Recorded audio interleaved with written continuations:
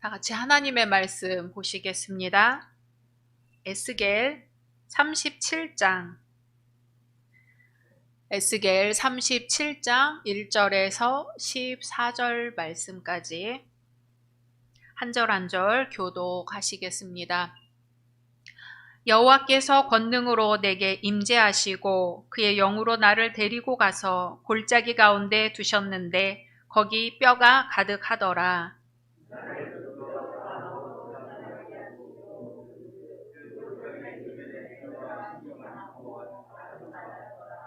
그가 내게 이르시되 인자야 이 뼈들이 능히 살 수 있겠느냐 하시기로 내가 대답하되 주 여호와여 주께서 아시나이다.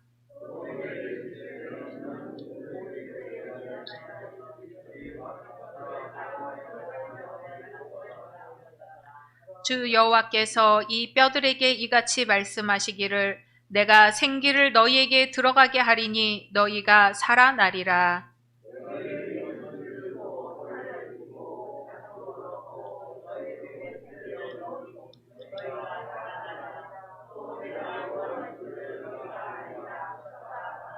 이에 내가 명령을 따라 대언하니 대언할 때에 소리가 나고 움직이며 이 뼈 저 뼈가 들어맞아 뼈들이 서로 연결되더라.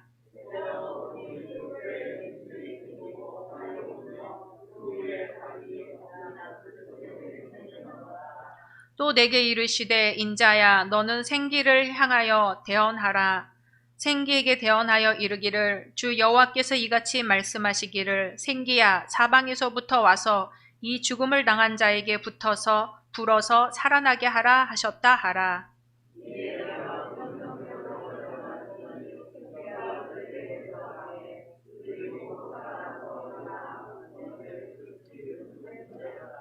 또 내게 이르시되 인자야 이 뼈들은 이스라엘 온 족속이라. 그들이 이르기를 우리의 뼈들이 말랐고 우리의 소망이 없어졌으니 우리는 다 멸절되었다 하느니라.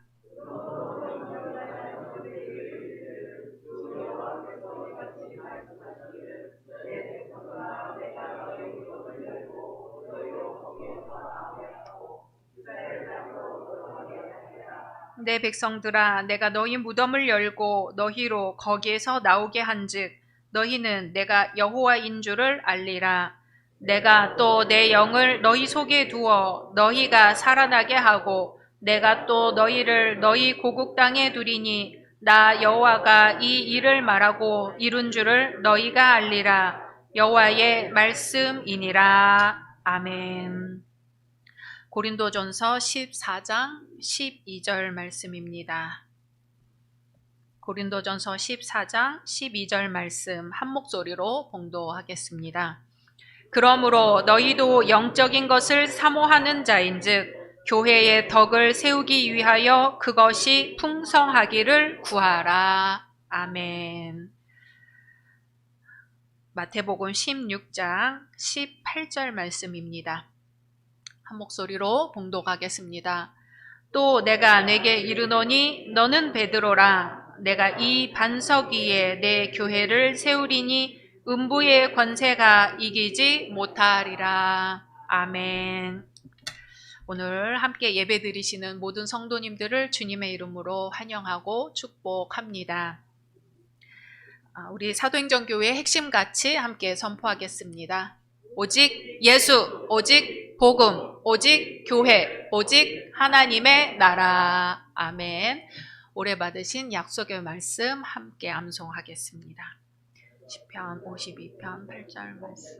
나는 하나님의 전에 있는 푸른 감람나무 같으며 하나님의 자신 영원히 의지하리로다.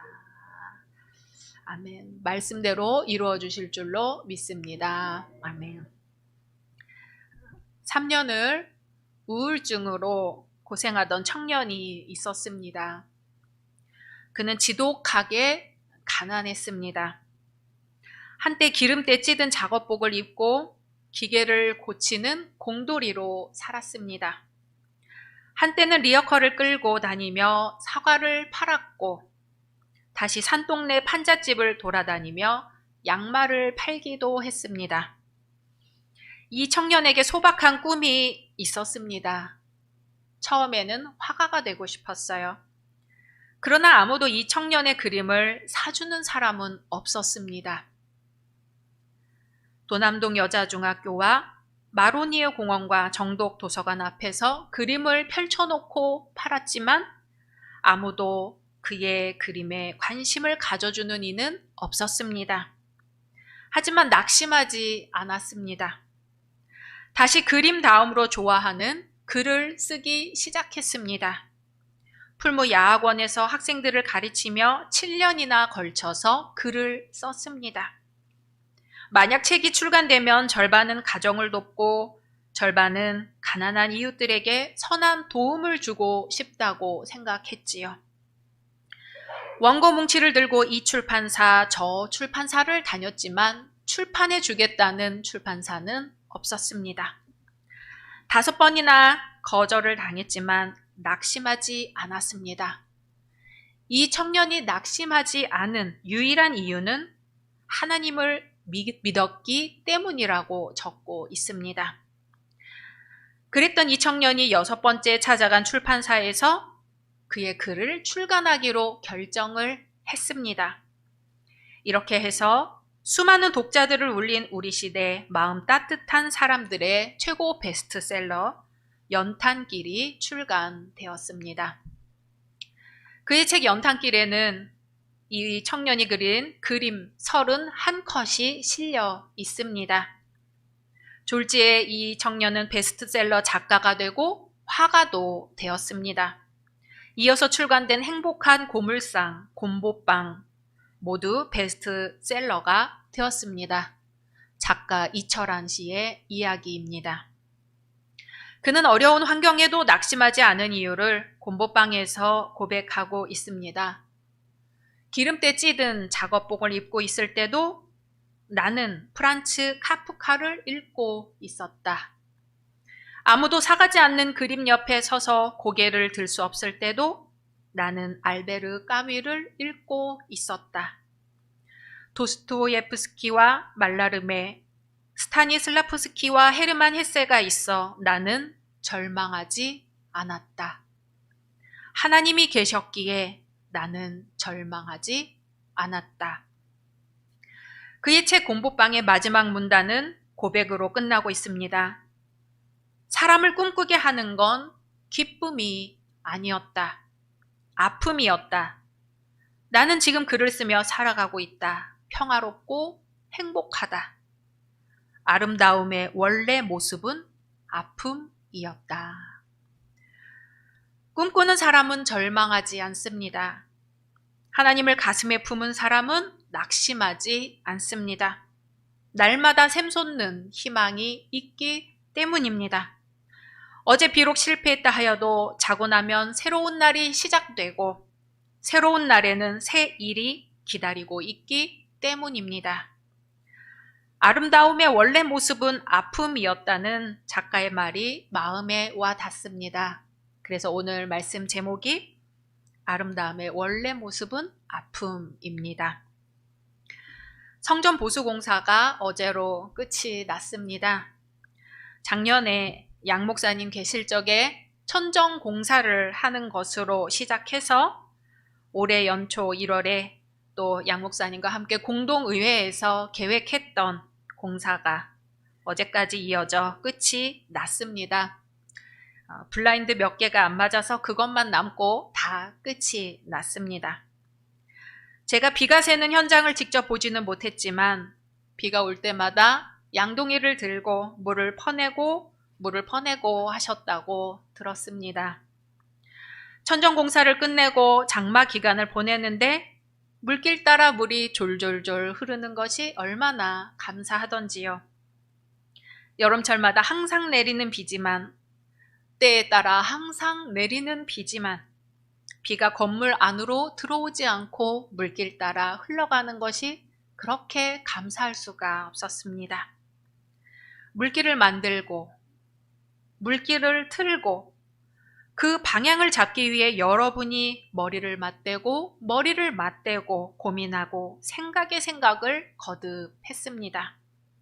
생각지도 못했던 아이디어가 나와서 물길을 한 방향으로만 잡을 것이 아니라 미리 다른 방향으로 틀면 장마철에 물이 교회 쪽으로 쏠리는 것을 막을 수 있겠다는 생각에 이르렀습니다. 정말 기가 막힌 생각이었습니다. 그 물길을 잡기 위해 20년 넘은 쓰레기들을 끄집어내고 청소하고 또 청소하고, 더 나은 방법이 없을까 이분에게 들어보고 저분에게 들어보고, 더 나은 방법이 없을까를 계속해서 고민했습니다. 물길이 잡힌 걸 확인하고는 장마 큰 물이 오는 기간에 정말로 교회 내부에 비가 새지 않는지 곳곳을 점검했습니다. 물이 새지 않는 걸 확인하고 나서야 이제 누수로 곰팡이가 생긴 곳들, 나무가 썩고 부식된 곳들을 확인했습니다. 비로 인해 상처를 입은 곳들이지요. 그 상처 입은 곳곳이 성도님들 눈에 들어왔습니다. 저대로 두면 안 되겠다 하는 마음에 누군가는 임시나마 가려보자고 했고, 누군가는 성전을 보수하는데 보탬이 되고 싶다 했고, 누군가는 닦아내고, 누군가는 정리하면서 주님의 몸된 성전 보수의 열망들이 차고 넘쳤습니다. 그렇게 마음이 모이고 물질이 모이고 봉사의 시간들이 모여서 지난 5월 8일 원로 목사 추대식과 담임 목사 취임식을 앞두고 1차 공사를 끝냈습니다. 온 성도가 마음을 모아 준비하여 이 취임 예식도 은혜 중에 마쳤습니다. 멀리 남양주에서도 잊지 않고 와주셨고, 특별히 우리 청년들이 함께해서 더욱 감사한 예식이었습니다. 그리고 2차로 지난주부터 시작된 공사가 드디어 어제부로 끝이 났습니다. 하는 김에 여기까지 했으면 하는 마음들이 있으셨죠? 하는 김에 여기까지 하고 보는 눈이 각각 다 다르시더라고요. 그 마음들을 할 수 있는 최선을 다해 공사에 반영하려고 했습니다. 우리 열린 성도님들의 성전 사랑하는 마음이 뜨겁게 전해졌고요. 아침 저녁 공사 현장을 찾아 일꾼들을 살피고 대접하고 청소하고 부족한 부분이 없는지 면밀히 살펴주신 우리 두 분 시부 장로님 정말 고생 많으셨습니다. 이곳도 바꿔야 하지 않겠나 관심을 갖고 얘기해 주신 분들 덕분에 빠뜨리지 않고 챙길 수 있었습니다. 혹 부족할세라 중간에 물질로 헌신해 주신 분들도 계셨습니다. 계속해서 공사를 위해 기도하는 분들이 계셨습니다. 공사가 마무리되고 여러분의 집사님들이 나오셔서 성전을 말끔히 청소해 주셨습니다. 모두가 합력하여 선을 이루었습니다. 다 가고 아무도 없는 성전을 둘러보는데 마음이 울컥하더라고요. 여기 이곳은 나무가 다 썩었었지. 여기 이곳은 얼룩이 졌었지. 여기 이곳은 물에 불어서 나무가 툭 튀어나왔었지. 여기 이곳은 색깔이 다 바랬었지. 여기 이곳은 꽉 막혀 있었지. 여기 이곳은 너무 습해서 걸을 때마다 출렁출렁 했는데 우리 장로님 두 분이 다 뜯어내고 합판을 대고 지나가던 집사님들이 그 모습을 보고 그냥 안 지나치고 뭐 도와드릴 거 없어요 하는 말에 장판 좀 사다 주세요. 장판을 사다 주셔서 그렇게 장판을 깔고 누군가는 이것 좀 드시고 하세요 하고 뜬금없이 나타나셔서는 음료수를 사주고 가시고 그렇게 전혀 새로워진 공간의 모습에 이것도 더 새롭게 변할 수 있겠구나 꿈을 꾸게 되었습니다. 이번에 일하는 일꾼들도 여기 이렇게 망가졌던데 여기도 해드릴게요 하며 우리의 마음들의 따뜻한 마음을 얹어 주었습니다. 새 건물이라고 이런 감동이 있을까요? 상처를 입었던 곳을 한 겹 한 겹 따뜻한 마음들이 감싸 안고 감싸 안았더니 상처가 안 보여서가 아니라 상처가 있었다는 그 이유 때문에 더 아름다워 보였습니다. 꿈을 꾸는 선지자가 있었습니다. 환상을 보았죠. 에스겔 선지자는 한마디로 기인이었습니다. 에스겔은 두루마리를 먹고 39일 동안 왼쪽으로만 누웠다가 다음에는 40일간 오른쪽으로 누워 지냈습니다. 인분으로 불을 피워 빵을 굽기도 하고 머리카락과 수염을 깎아 불에 태우기도 하고 손뼉을 치고 발을 구르며 외치기도 했습니다. 또 하늘로 날아다니기도 했습니다. 에스겔서는 이 같은 기이한 행동 외에도 에스겔이 보았다는 불술의 환상, 마른 뼈들의 환상, 생명수 강물의 환상 등 기상천외한 환상들로 가득합니다. 에스겔은 기원전 598년 바벨론의 느부갓네살이 예루살렘을 점령했을 때 포로로 잡혔습니다. 그리고 바벨론의 그발 강가로 끌려가 그곳에서 동족을 위해 목회 활동을 한 것으로 전해집니다. 에스겔 1장 3절에서 에스겔을 제사장이라고 부르는 것으로 보아 처음엔 제사장이었지만 포로로 잡혀가 예언자로 활동한 것으로 보입니다. 에스겔은 제사장이었기 때문에 더러운 이방 땅에서 어떻게 거룩하신 여호와 하나님을 섬길 수 있겠는가 하는 것이 큰 과제였지요. 그동안 여호와는 예루살렘 성전 지성소 안에만 계시고 그곳에서 합법 절차에 따라 진행되는 엄숙한 예배의 대상으로만 생각했던 것이지요. 그런데 에스겔은 그발 강가에서 불술의 환상을 보면서 하나님은 이방 땅 바벨론에서도 이스라엘 백성과 함께 계신다는 사실을 뒤늦게 깨닫게 됩니다. 에스겔은 고민했어요. 왜 이스라엘이 멸망했을까? 하나님은 거룩하신 하나님인데 예배가 잘못되었구나. 예루살렘 성전에서 우상을 숭배하고 거짓 예배를 드렸구나 깨달았습니다.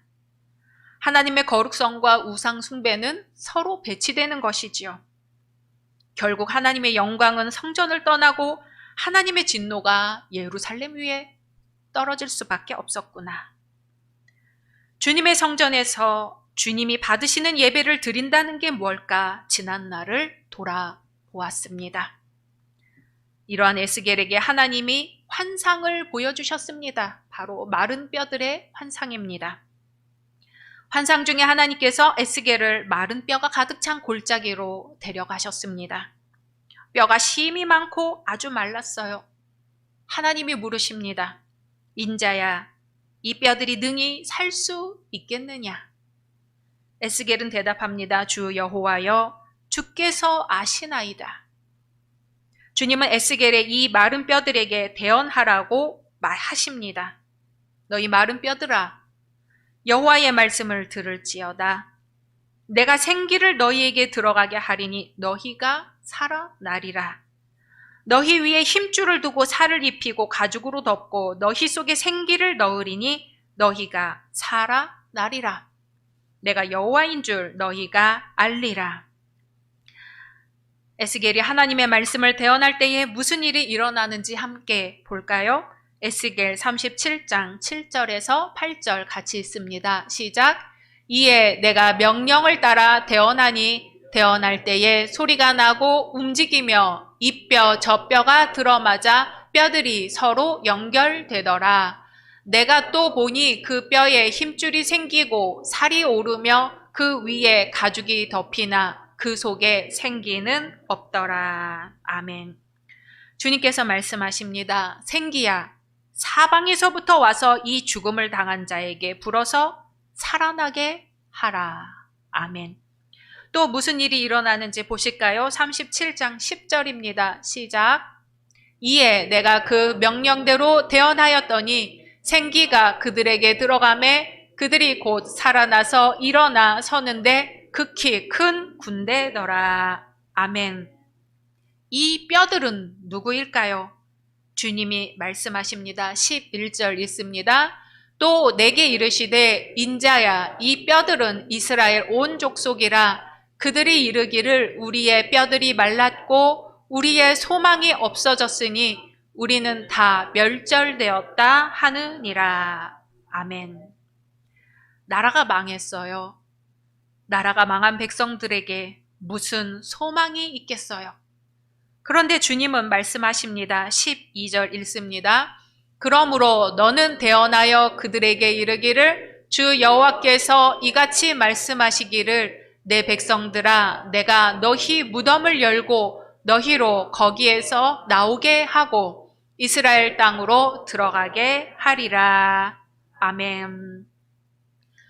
우리 삶 가운데 마른 뼈와 같은 것들이 있습니까? 나의 가족과의 관계, 나 자신, 사업, 건강 등 우리 삶 가운데 마른 뼈와 같은 것들이 있습니까? 에스겔 선지자에게 보여주신 환상은 하나님께서 우리에게 보여주시는 환상입니다. 주님의 말씀이 저를 통해 대언될 때 우리 삶 가운데 있는 마른 뼈에 들려지는 말씀으로 아멘으로 응답하시기를 바랍니다. 한번 대답해 보시기 바랍니다. 인자야, 이 뼈들이 능히 살 수 있겠느냐? 아멘. 너희 마른 뼈들아, 여호와의 말씀을 들을지어다. 내가 생기를 너희에게 들어가게 하리니 너희가 살아나리라. 너희 위에 힘줄을 두고 살을 입히고 가죽으로 덮고 너희 속에 생기를 넣으리니 너희가 살아나리라. 내가 여호와인 줄 너희가 알리라. 생기야 사방에서부터 와서 이 죽음을 당한 자에게 불어서 살아나게 하라. 아멘. 우리 13절 말씀 같이 읽습니다. 시작. 내 백성들아 내가 너희 무덤을 열고 너희로 거기에서 나오게 한즉 너희는 내가 여호와인 줄을 알리라. 아멘. 주님은 우리가 무덤을 열고 나올 것이라 말씀하십니다. 노회에서 여러 목사님들을 만났는데요. 우리 교회가 처음 지어질 당시 주변에 아무것도 없는 허허 벌판이었다는 것을 기억한다고 말씀을 하십니다. 아무것도 없던 그 허허 벌판에 주님은 누군가에게 꿈을 꾸게 하셨지요. 하나님은 양 목사님이 꿈을 꾸게 하셨습니다. 환상을 보게 하셨지요. 아무리 봐도 아무것도 없는 곳인데 누군가는 그곳에서 아름다운 주님의 교회를 보는 것이지요. 주님의 교회를 통해 많은 사람들이 구원 얻는 것을 보게 하는 것이지요. 예수님은 말씀하십니다. 내가 이 반석 위에 내 교회를 세우리니 음부의 권세가 이기지 못하리라. 아멘. 예수 그리스도를 고백하는 이 열린 교회 반석 위에 주님의 교회가 세워질 때 음부의 권세가 이기지 못할 줄로 믿습니다. 이번에 공사를 하면서 우리 성도님들의 각양각색의 은사들을 받습니다. 정말 마음 깊이에서 우러나는 봉사의 마음으로 하나님을 사랑하는 마음으로 그 은사들이 사용되는 것을 보았습니다. 오랜 인간사에서 덕이란 인간을 다스리는 도구가 되고 또 덕은 사람의 인격으로 여겨집니다. 우리 안에 덕이 있어야 좋은 사람으로 살 수 있다고 하지요. 잠언 22장 11절 말씀 같이 봅니다. 시작. 마음의 정결을 사모하는 자의 입술에는 덕이 있으므로 임금이 그의 친구가 되느니라. 아멘. 마음의 정결이 입술에는 덕이 됩니다.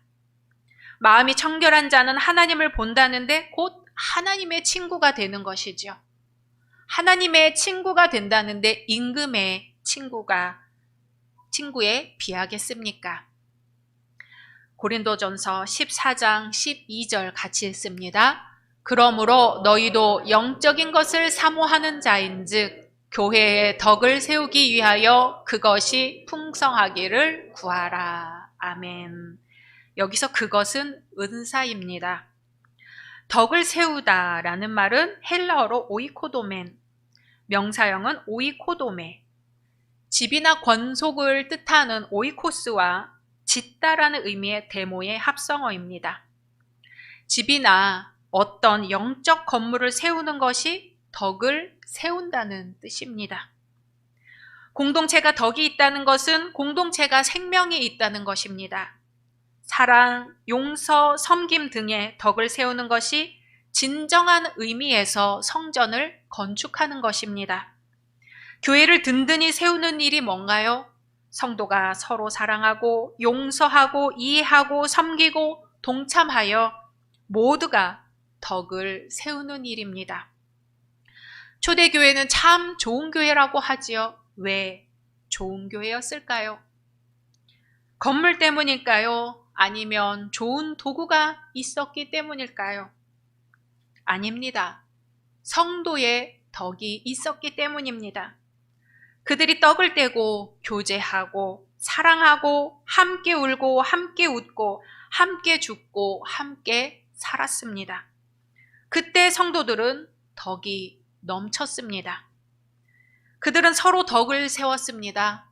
일방적인 것이 아니라 쌍방적인 교제를 나눴습니다. 이런 미덕이 초대교회로 하여금 살아있는 교회가 되게 하였습니다. 하나님께서는 우리 모두에게 각양각색의 은사를 주셨습니다. 나는 음치예요. 나는 박치예요. 나는 길치예요. 내가 못하는 것 말고 하나님께서는 꼭 하나는 우리에게 주신 은사가 있습니다. 무엇을 위해서 주셨을까요? 그것이 사람 보기에는 아무리 작은 것일지라도 하나님은 그 은사를 통해 영광 받기를 원하십니다. 그 은사로 말미암아 하나님을 기쁘시게 하고 뿐만 아니라 자기 자신에게도 복이 됩니다. 하나님이 주신 은사를 사용할 때 교회의 덕이 세워지고 교회 공동체가 든든히 서 나갑니다. 하나님이 에스겔 선지자를 부르셔서 환상을 보여주실 때는 이스라엘이라는 나라가 반으로 갈라지고 그리고도 한참 지나 완전히 망해버렸을 때였습니다. 이스라엘 민족이 포로로 잡혀갔을 때에요. 아무것도 남아있지 않을 때였습니다. 하나님은 이스라엘 백성이 가장 아플 때, 가장 상처받았을 때 환상을 보여주시면서 가장 아름다운 것을 꿈꾸게 하셨습니다. 하나님은 지금 우리에게 다시 한번 꿈을 꾸라고 말씀하십니다. 때때로 우리 자신이 마른 뼈와 같이 느껴질 때가 있지요. 때때로 우리 가정이 마른 뼈와 같이 느껴질 때가 있지요. 때때로 우리 사업이 마른 뼈와 같이 느껴질 때가 있습니다. 주님은 말씀하십니다. 내가 생기를 너희에게 들어가게 하리니 너희가 살아나리라. 너희 위에 힘줄을 두고 살을 입히고 가죽으로 덮고 너희 속에 생기를 넣으리니 너희가 살아나리라. 주님이 힘줄을 두고 살을 입히고 가죽으로 덮고 생기를 넣으실 때 모든 죽어가던 것들이 살아날 줄로 믿습니다. 우리 열린 성도님들 모두가 성령 충만해질 때 모든 문제가 해결될 줄로 믿습니다. 기도의 불길이 일어나서 열린 교회에 발을 딛는 이마다 주님을 만나고 해결의 역사가 일어날 줄로 믿습니다. 주님의 말씀입니다. 내가 이 반석 위에 내 교회를 세우리니 음부의 권세가 이기지 못하리라. 아멘. 함께 침묵으로 기도하시겠습니다.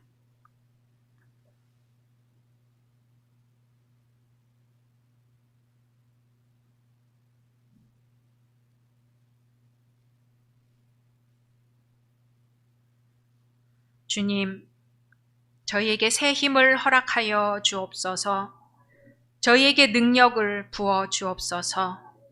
저희에게 주님의 역사가 나타나게 하옵소서.